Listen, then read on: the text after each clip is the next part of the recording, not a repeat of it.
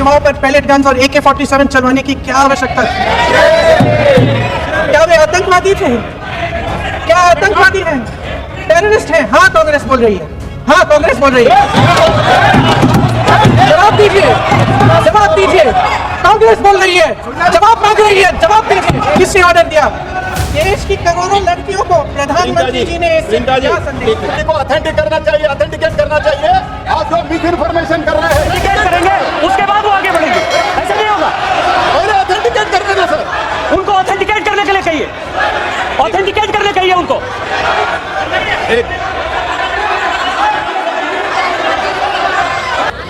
आप उनको बोलने दो, आप मत करो डिस्टर्ब। मैं एक विषय बताऊं, एक मिनट। ऑथेंटिकेट करने कहिए उनको।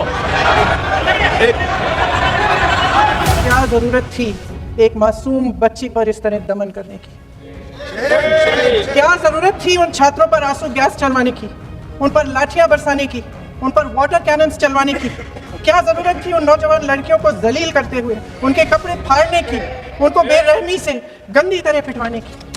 देश के युवाओं पर पैलेट गन्स और AK-47 चलवाने की क्या आवश्यकता थी? क्या वे आतंकवादी थे? क्या आतंकवादी हैं? टेररिस्ट हैं? हाँ, कांग्रेस बोल रही है। हाँ, कांग्रेस बोल रही है। जवाब दीजिए, जवाब दीजिए। कांग्रेस बोल रही है, जवाब मांग रही है, जवाब दीजिए। कौन जवाब देगा? कौन जवाब देगा? गृह मंत्री जी जवाब देंगे। किसने ऑर्डर दिया? किसने ऑर्डर दिया पैलेट गन्स चलाने के लिए? किसने ऑर्डर दिया? आपके माध्यम से मैं पूछती हूं अध्यक्ष महोदय, किसने ऑर्डर दिया? प्रधानमंत्री जी ने दिया? गृह मंत्री जी ने दिया? जवाब देंगे? पूरा देश पूछ रहा है, सिर्फ कांग्रेस पार्टी नहीं पूछ रही है, पूरा देश पूछ रहा है। अध्यक्ष महोदय, देश के माता पिता पूछ रहे हैं, छात्र पूछ रहे हैं, अध्यापक पूछ रहे हैं, पूरा देश आज ये पूछ रहा है। और आपकी जिम्मेदारी बनती है कि आप इस सवाल का जवाब दें। क्यों डरते हैं आप इस देश के नौजवानों से? क्यों डरते हैं आप इस देश की बुलंद आवाज से? और उस आवाज को दबाने का हक आपको किसने दिया है? महोदय, ये सदन यहाँ बैठे हुए सांसदों की जागीर नहीं है, ये इस देश की अमानत है। यहाँ बैठे हम सब इस देश की जनता, इस देश के युवाओं, बुजुर्गों, गरीबों, अमीरों और सब धर्मों, सब वर्गों के देशवासियों के सेवक हैं। हम उनके प्रतिनिधि हैं और ये सत्ता हमें उन्होंने ही दी है। इस देश का संविधान हमारी सर आंखों पे, इस देश का लोकतंत्र सर्वोपरि है, इसे ध्वस्त करना पाप है। यह करोड़ों जनता हमसे सिर्फ एक चीज मांगती है, जवाबदेही। इंग्लिश में इसे अकाउंटेबिलिटी कहते हैं। हमें सत्ता देकर, हमें यहां तक लाकर सिर्फ उसकी ये गुहार है कि जो हम करें उसकी भलाई के लिए करें, और अगर उनके साथ अन्याय हो तो हम उनके प्रति जवाबदेह बने और उन्हें न्याय दिलवाएं। पिछले दिनों हजारों बच्चे सड़क पर उतरे, उन्होंने अपनी पीड़ा व्यक्त की, गांधी जी के दिखाए हुए रास्ते पर अहिंसा और सत्य को अपने दिलों में रखते हुए गाते, मुस्कुराते हुए शांतिपूर्वक प्रदर्शन किया। लोकतंत्र के सबसे पवित्र सिद्धांत के तहत उन्होंने अपनी आवाज उठाने का अधिकार कायम किया। ये उस भारत के बच्चे हैं जो गांव में रहते हैं, जो महानगरों में रहते हैं, जो छोटे कस्बों में, छोटे शहरों में रहते हैं, जहां माँ अपने गहने बेच देती है, पिता अपनी जमीन गिरवी रख देता है, एक परिवार अपनी पूरी जिंदगी की कमाई बच्चे के सपने पर खर्च देता है।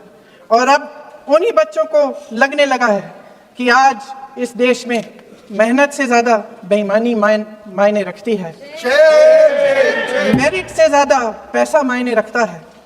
तब सिर्फ एक छात्र नहीं हारता, उम्मीद हारती है। इन परेशान बच्चों ने अपनी उम्मीदें आपसे साझा की। उनकी मांगे क्या थी? कि पेपर लीक करके उनके साथ जो बार बार अन्याय किया जा रहा है उस पर कार्रवाई की जाए। देश के कुल बजट में, हाँ जी, जबरदस्ती, आपने अभी अभी सुना तमिलनाडु के हमारे साथी क्या कह रहे थे। देश के कुल बजट में एजुकेशन बजट की हिस्सेदारी हर साल बढ़ाने की बजाय घटती जा रही है।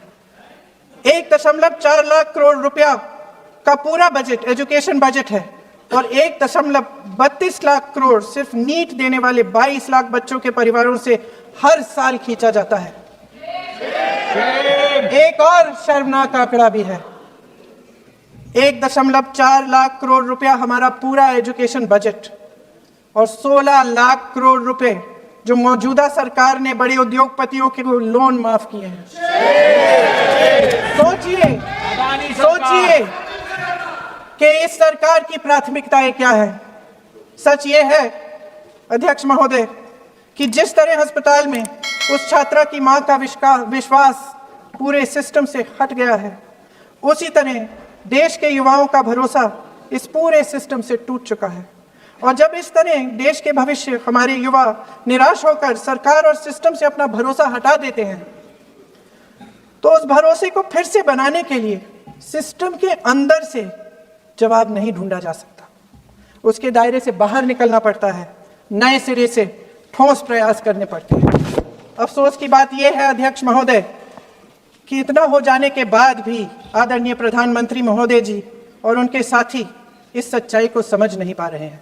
वे अभी भी ये सोच रहे हैं कि पीआर, नैरेटिव चेंज और पालतू मीडिया के सहारे एक बार फिर उनकी नैया पार हो जाएगी। ऑथेंटिकेट करेंगे, उसके बाद वो आगे बढ़ेंगे। ऐसा नहीं होगा। पहले ऑथेंटिकेट करने दो सर।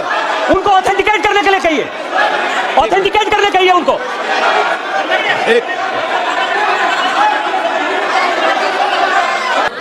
आप उनको बोलने दो, आप मत करो डिस्टर्ब। मैं एक विषय बताऊं, एक मिनट। और मैं नेहरू जी के बारे में जो बात कहा है मैंने सर, मैं उस पर कायम हूं और मैं किताब जो है ऑथेंटिकेट करने के लिए तैयार हूं। अय्याज थे नेहरू, अय्याज थे।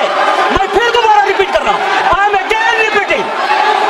यही फैक्ट है और वो किताब में ऑथेंटिकेट करके दे रहा हूं। I am authenticating that book.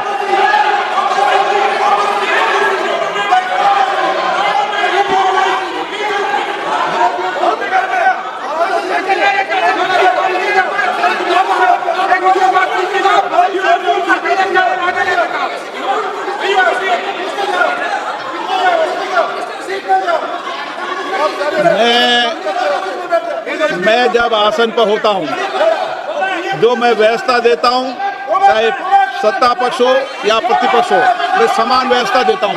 मैं जब आसन पर होता हूं,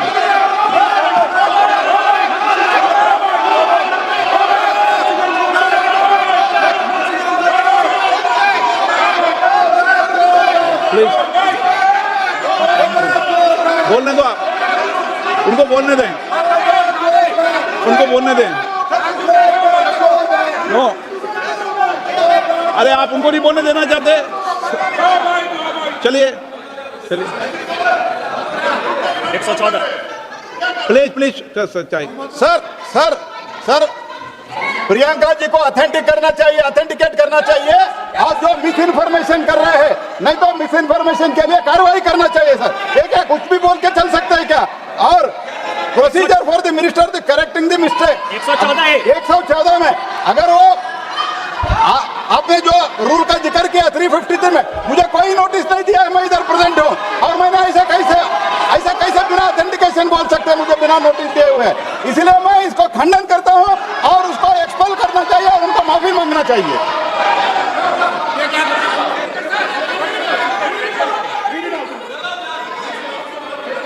नहीं, ये चीज आगे नहीं बढ़ेगा sir.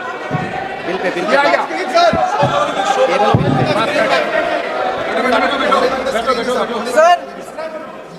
Sir here is a newspaper माननीय आर्टिकल। सदस्य, सर अरे आप पूरा बुक ही लेके आए, आपने बुक ही लेके आ सकता है। आप बोलो तो विधेयक पे बोलो, ये मेरी अपेक्षा आपसे। प्लीज सर, छोड़िए, ये रखो। इस विषय को छोड़िए।